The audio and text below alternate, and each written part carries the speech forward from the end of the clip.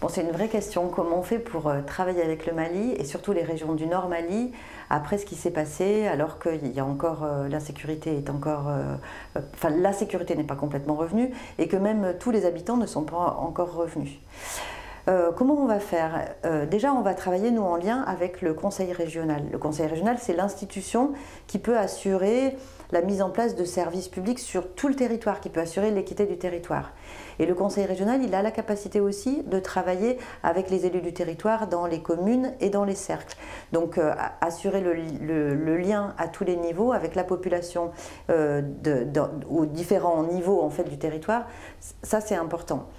On va travailler aussi avec les ONG, les associations de la région Rhône-Alpes, les acteurs du développement qui sont impliqués sur les questions de santé, sur les questions d'éducation. Par exemple, il y a un des acteurs travaille dans les centres de santé avec des médecins maliens qui viennent de la capitale et qui viennent dispenser des soins, des médecins, des infirmiers qui viennent dispenser des soins dans les centres de santé. Il y a besoin de financement pour leur permettre d'effectuer ces sessions et pour leur permettre aussi de former les personnels dans les centres de santé.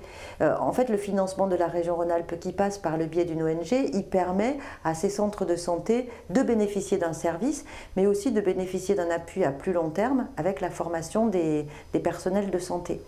Et passer par le conseil régional, ça nous permet d'être pas seulement sur un centre de santé, d'avoir une action ponctuelle, mais d'inscrire ça vraiment dans la politique du territoire. Et pas seulement dans un lieu, mais vraiment sur l'ensemble du territoire. C'est ça la garantie de la collectivité de l'institution, c'est qu'on est sur une politique de territoire, on n'est pas sur une action ponctuelle.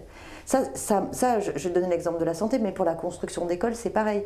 On n'est pas une ONG qui va construire une école, on est une institution qui travaille avec une institution parallèle et qui s'appuie sur des ONG pour certainement construire une école, mais surtout voir quels sont les besoins, quels sont les territoires à prioriser et les besoins, enfin, ce qui doit être financé en premier lieu.